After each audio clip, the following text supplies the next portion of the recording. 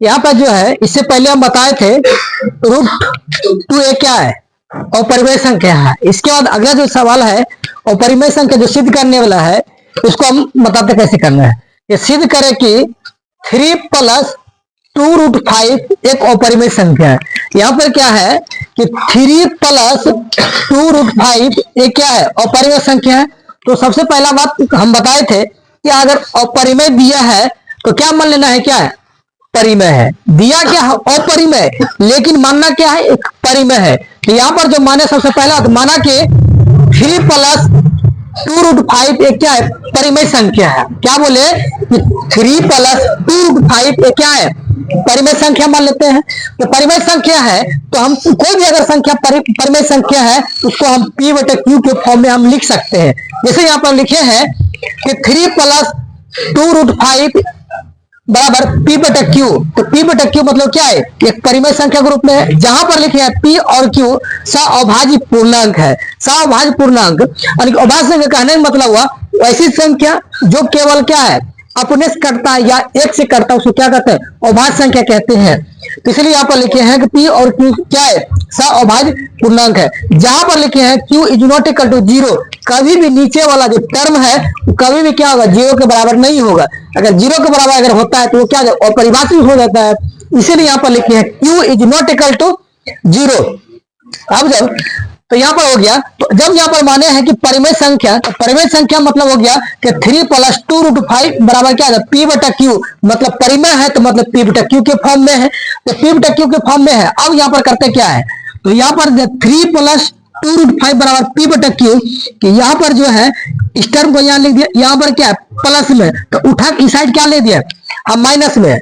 अब इसके बाद यहाँ पर जाए तो यहाँ पर हो गया 2√5 बराबर P/Q। अब माइनस कितना होगा 3।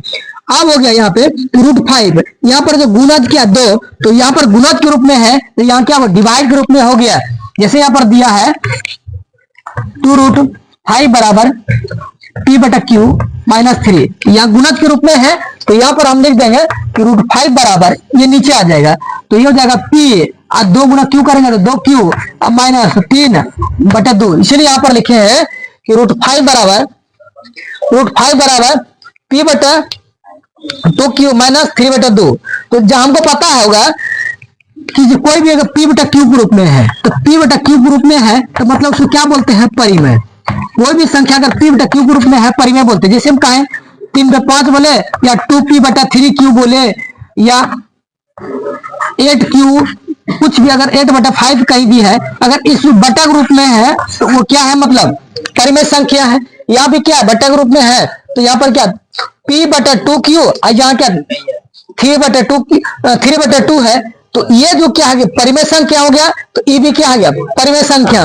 लेकिन अब समझते हैं कि अगर ये भी परिमेय संख्या ये भी परिमेय संख्या, परिमेय संख्या का सिर्फ अगर जोड़ घटाव करते हैं तो वो भी क्या हो जाता है परिमेय संख्या होगा। वहां पर क्वेश्चन पूछेगा कि अगर परिमेय संख्या का जोड़ क्या होता है परिमेय संख्या होता है। कैसे होता है इसको थोड़ा सा बताते हैं। जैसे अगर बात करते हैं कि मान लिया जाए 3 क्या है परिमेय संख्या है, अगर 2 भी क्या है परिमेय संख्या है, ये दोनों को जोड़ करेंगे कितना आ जाएगा 5, तो 5 भी क्या है एक परिमेय संख्या है। अगर बात करते हैं जैसे मान लिया जाए 1/2 ये भी क्या परिमेय संख्या है। 1/2 अगर 3/2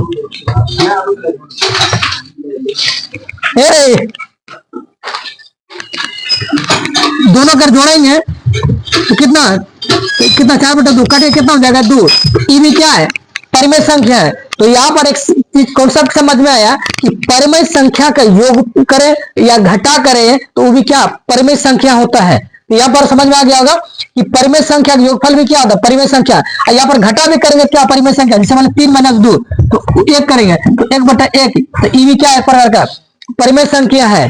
तो समझ गया कि परिमेय संख्या का योगफल भी क्या होता है परिमेय संख्या होता है, या घटा भी करेंगे तो परिमेय संख्या होता है।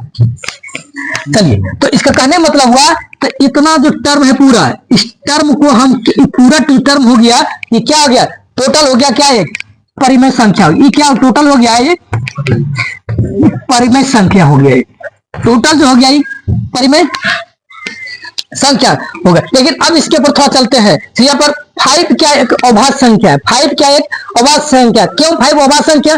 क्योंकि 5 जो संख्या है या तो 1 से कटेगा या खुद 5 से ही कटेगा, इसलिए यहाँ पर लिखे हैं 5 एक क्या है अभाज्य संख्या। जब अभाज्य संख्या है मतलब क्या है, तो 5 एक क्या है पूर्ण वर्ग नहीं है। तो पूर्ण वर्ग मतलब हो गया, जैसे मान लिया जाए, जैसे यहाँ पर हम कहते हैं कि अगर 4 है तो 4 है, इसको हम 2 का स्क्वायर लिख सकते हैं। जैसे यहाँ पर 9 है तो 9 को हम क्या है 3 का स्क्वायर लिख सकते हैं, मतलब ये पूर्ण वर्ग है। लेकिन यहाँ क्या 5 क्या पूर्ण वर्ग है? नहीं है। तो 5 एक पूर्ण वर्ग नहीं है। क्यों नहीं है? क्योंकि इसका स्क्वायर नेम नहीं लिख सकते हैं। अब क्या होगा, जब पूर्ण वर्ग नहीं है तो यहाँ पर जो क्या है, तो 5 एक क्या है अपरिमेय संख्या है। तो क्यों? क्योंकि ये रूट के अंदर है 5 का, तो इसका ये पूर्ण वर्ग है ही नहीं ना। तो यहाँ पर अभाज्य संख्या ये, लेकिन पूर्ण वर्ग नहीं है। जब पूर्ण वर्ग नहीं है मतलब क्या है, ये परिमेय संख्या अपरिमेय संख्या है। तो रूट 5 पे क्या हो गया अपरिमेय संख्या है।